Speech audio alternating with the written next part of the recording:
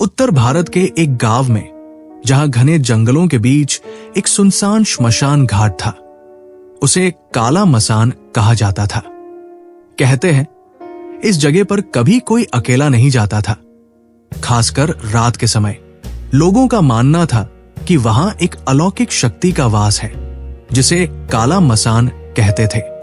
गांव में एक युवक अर्जुन, जिसने इन कहानियों को महज अंधविश्वास समझा, अपने दोस्तों के साथ मसान पर जाने का फैसला करता है।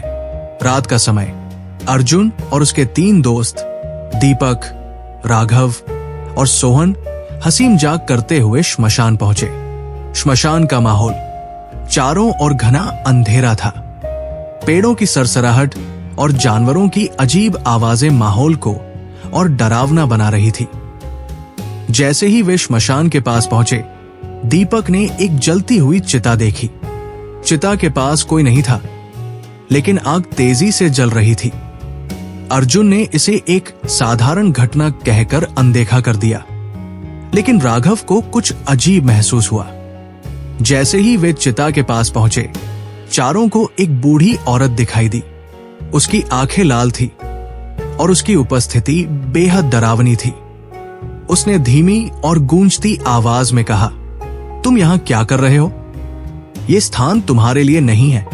अर्जुन ने इसे मजाक समझते हुए कहा, यहां कुछ नहीं है, हम तो सिर्फ देखने आए हैं। औरत ने बस इतना कहा, देखना चाहते हो तो देखो, लेकिन जब लौटोगे तब समझोगे। श्मशान से लौटते समय अर्जुन और उसके दोस्तों को महसूस हुआ कि कोई उनके पीछे पीछे चल रहा है। जब उन्होंने मुड़कर देखा तो कोई नहीं था, लेकिन हवा अचानक ठंडी हो गई और जंगल में सन्नाटा छा गया। जब वे गांव पहुंचे तो दीपक ने कहा, मुझे ऐसा लग रहा है कि कोई हमारी परछाई से खेल रहा है। राघव ने देखा कि अर्जुन की परछाई कुछ अलग लग रही थी। उसकी परछाई में 2 सींग और पूंछ दिखाई दी। अगली सुबह अर्जुन के घर से चीखों की आवाजें आईं। अर्जुन अपने कमरे में बेहोश पड़ा था और उसकी त्वचा पर जलने के निशान थे। गांव के तांत्रिक ने जांच की और कहा, यह काला मसान है, तुमने उसकी जगह को अपवित्र किया है। तांत्रिक ने बताया कि काला मसान उन आत्माओं का राजा है जो अधूरी इच्छाओं के साथ श्मशान में भटकती है। उसने कहा, अगर इसे शांत नहीं किया गया तो ये तुम्हारी जान ले लेगा।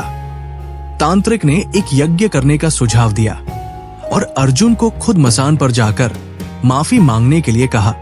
अर्जुन अपने दोस्तों और तांत्रिक के साथ रात के समय फिर से श्मशान पहुंचा। जैसे ही यज्ञ शुरू हुआ, एक तेज आंधी चली। अर्जुन ने उसी बूढ़ी औरत को देखा जो कह रही थी, तुमने गलती की, अब तुम्हें इसकी कीमत चुकानी होगी। तांत्रिक ने मंत्रों का उच्चारण तेज किया और अर्जुन को चिता पर कुछ चढ़ाने के लिए कहा। जैसे ही अर्जुन ने चढ़ावा रखा, वहां एक काली छाया प्रकट हुई। काला मसान ने अपनी भारी आवाज में कहा, तुम्हें मेरी जगह पर कदम नहीं रखना चाहिए था, अब तुम इसे कभी नहीं भूलोगे। अर्जुन ने माफी मांगी और यज्ञ पूरा होते ही वो छाया गायब हो गई। यज्ञ के बाद अर्जुन की हालत ठीक हो गई, लेकिन वो हमेशा के लिए बदल गया। उसने अपनी हंसी मजाक और बेपरवाही छोड़ दी और जीवन को गंभीरता से लेना शुरू किया। उसने गांव वालों को चेतावनी दी कि श्मशान की पवित्रता को कभी भंग न करें। काला मसान का अस्तित्व आज भी एक रहस्य है। कुछ लोग इसे अंधविश्वास मानते हैं, लेकिन जो भी उसकी जगह पर गया, उसने अपनी जिंदगी में कुछ न कुछ अजीब अनुभव जरूर किया।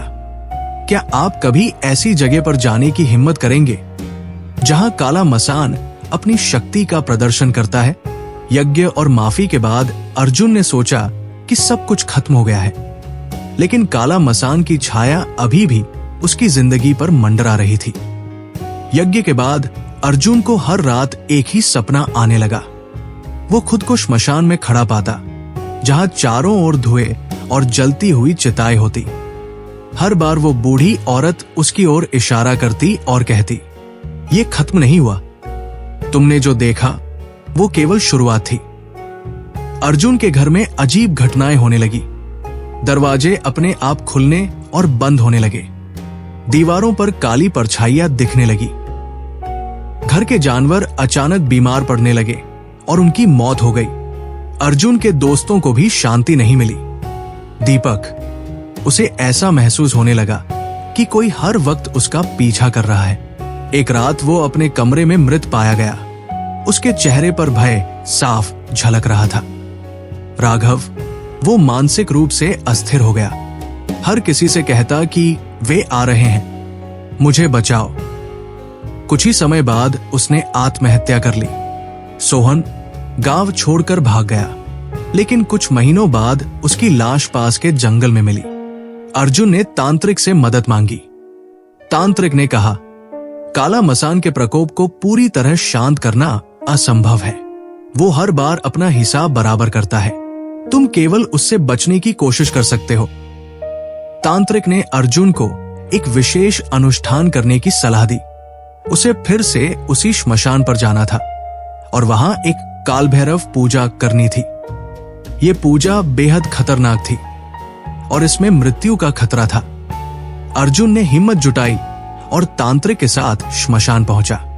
पूजा शुरू हुई, लेकिन जैसे जैसे रात गहराती गई, वहां अजीब घटनाएं होने लगी।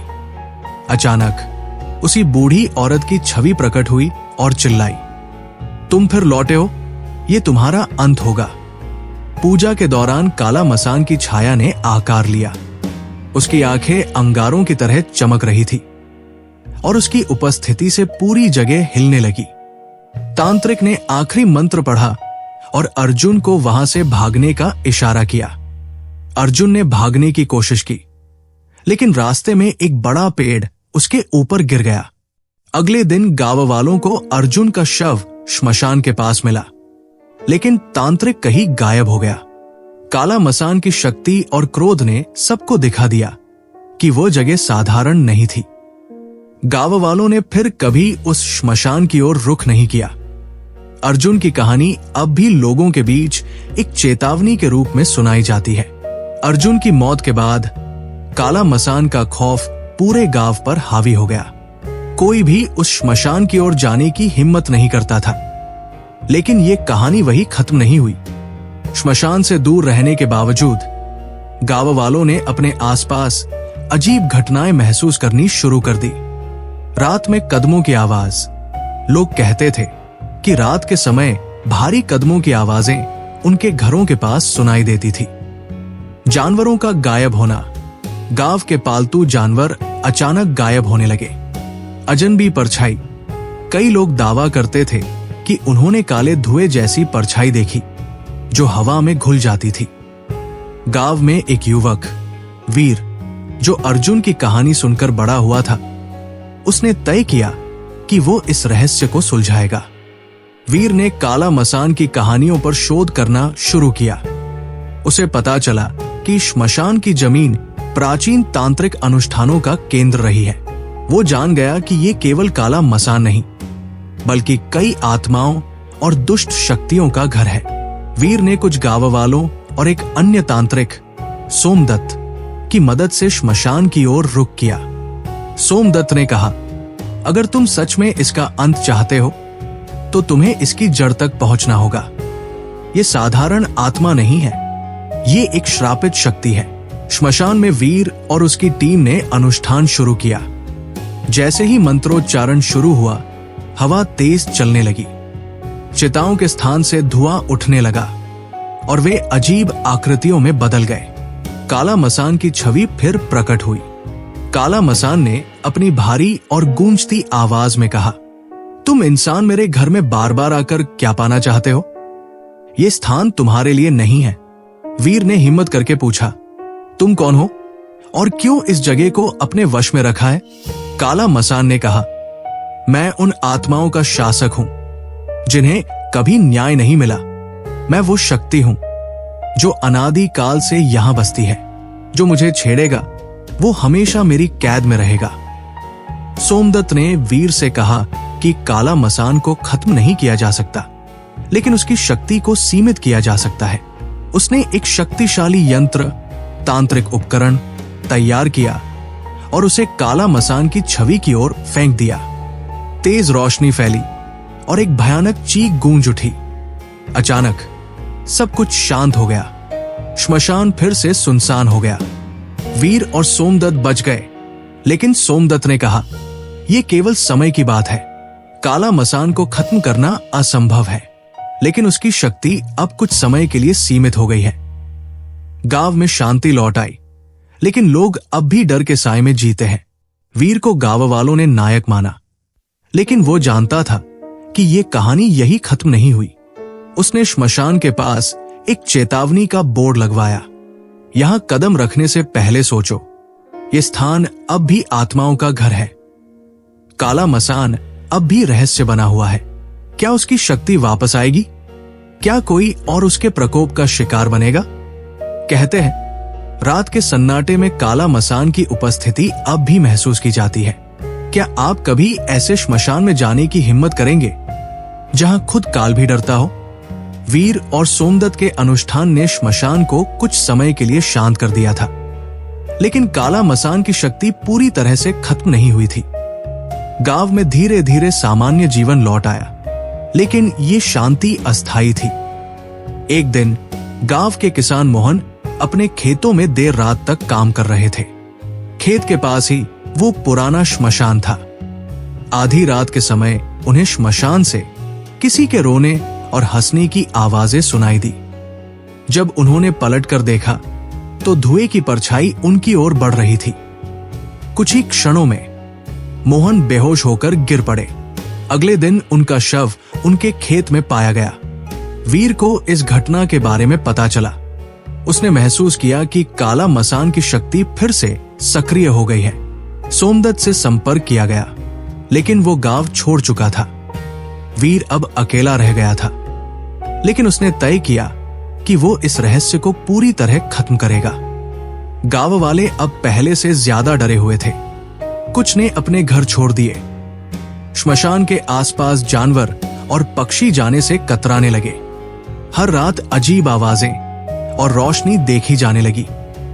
वीर ने इस बार अकेले श्मशान में जाने का फैसला किया। उसने अपने साथ कुछ धार्मिक यंत्र और एक प्राचीन ग्रंथ लिया, जिसमें तंत्र मंत्र और आत्माओं से निपटने के उपाय बताए गए थे। आधी रात के समय वो श्मशान पहुंचा। जैसे ही वीर ने मंत्र पढ़ना शुरू किया, श्मशान में तेज हवा चलने लगी। चिताएं अपने आप जलने लगी और वही काला धुआं जो पहले देखा गया था एक बार फिर आकार लेने लगा। काला मसान की गूंजती आवाज सुनाई दी, तुम फिर लौटे हो? मैंने तुम्हें पहले छोड़ दिया था, लेकिन अब मैं तुम्हें नहीं छोड़ूंगा। वीर ने डर को पीछे छोड़कर मंत्र पढ़ना जारी रखा। काला मसान की परछाई वीर पर हमला करने लगी, लेकिन वीर के पास वो तांत्रिक यंत्र था, जिसे उसने काला मसान की दिशा में फेंक दिया। अचानक एक भयानक चीख सुनाई दी और काला मसान गायब हो गया। वीर श्मशान से वापस लौट आया, लेकिन वो जानता था कि काला मसान पूरी तरह खत्म नहीं हुआ है। वो एक प्राचीन श्राप का हिस्सा था, जिसे तोड़ना किसी इंसान के बस की बात नहीं थी। वीर ने गांव वालों को चेतावनी दी कि कोई भी श्मशान के पास न जाए। श्मशान अब भी निर्जन पड़ा है। कहते हैं, वहां अब भी कुछ अनजान ताकतें हैं जो रात में जागती है। वीर गांव में नायक के रूप में जीवित रहा, लेकिन काला मसान की छाया उसके सपनों में आती रही। काला मसान कभी पूरी तरह नहीं खत्म होता। वो इंतजार करता है और सही समय पर लौटता है।